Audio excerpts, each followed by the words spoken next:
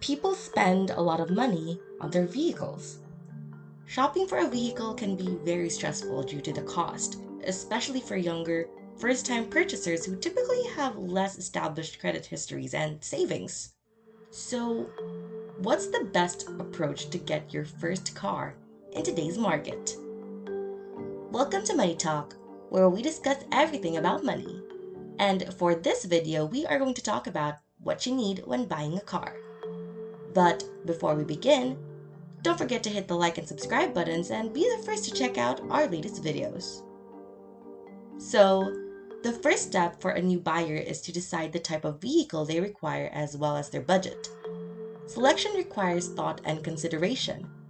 Consider your actual needs, the length of your trip, how much you need to carry, and whether you enjoy driving and might prefer something sporty.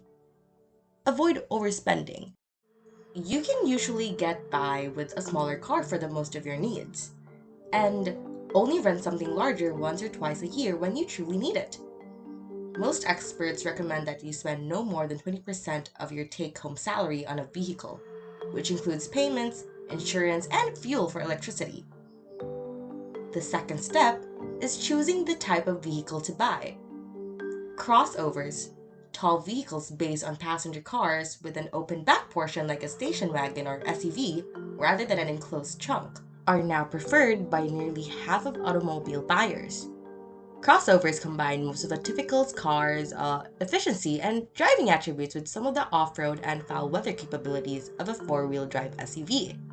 However, if you don't want a high driving position and infrequently travel in severe snow, a standard car may be a better option.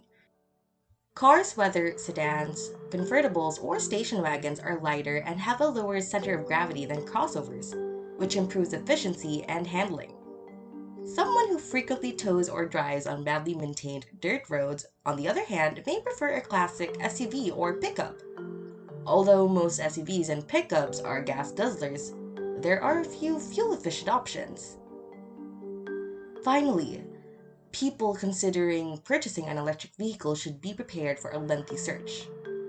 Although battery-powered mobility may be the future, the vast majority of vehicles sold continue to run on gasoline.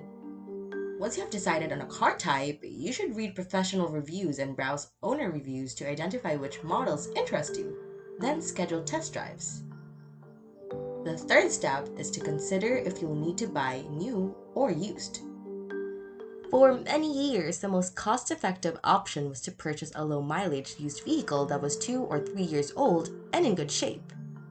These vehicles may lack the most up-to-date infotainment, technology, and a complete manufacturer warranty, but they generally provided dependable transportation at a significant discount because automobiles typically depreciated approximately 20% in the first year and 10% yearly for a few years after that. However, the COVID pandemic has dampened depreciation and used car values are rising faster than new car costs. As the price difference narrows, purchasing new becomes more enticing because the vehicles are in better condition, have a complete guarantee, and may be financed at a reduced rate. Now I know the topic gets more and more interesting from here, but I want to know if you've chosen the right car type already. Let me know in the comment section below so that we can talk about it. So now, the fourth step is to decide on how you'll pay for the automobile. Buying an automobile entirely, also known as paying cash for the car, although it is more likely to entail a cashier's check or credit card rather than a real wad of cash, allows consumers to avoid monthly payments and hundreds of dollars in interest. However, it is not for everyone. Many consumers just do not have the savings, and dealers profit from financing and are less willing to haggle on price with cash purchasers. In addition to paying cash, customers can opt for leasing or financing. Consumers who lease typically pay cheaper monthly payments but do not own the car at the conclusion of the term, typically 3 years, unless they make a large lump sum payment, because leases do not own the vehicle during the length of their lease. They may face legal consequences if they make changes such as sound system or engine upgrades. They must also pay a penalty for excessive wear and tear. early lease termination, or driving more than a certain number of miles. Now, the next step to decide whether to buy a dealer or direct, the majority of new and used car sales are still conducted through dealerships.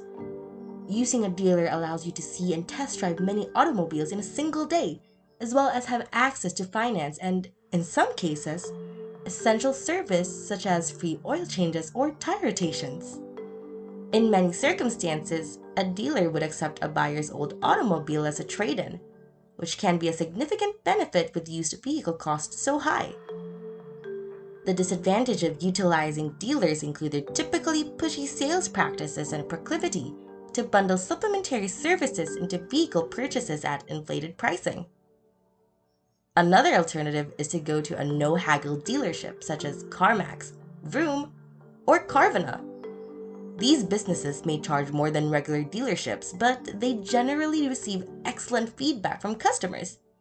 Each promises stress-free shopping with a fixed pricing and money-back guarantees, as well as big and easily searchable inventory. In most cases, each will also bring a new car right to your home. The last and the sixth step is to decide when you'll buy the car. So normally, a car shopper would be encouraged to wait until the end of the month because that is when many dealers are attempting to meet quotas and are more willing to negotiate. They may also be instructed to hunt for automobiles that are being discontinued or redesigned because dealers want to get them off the lot as soon as possible.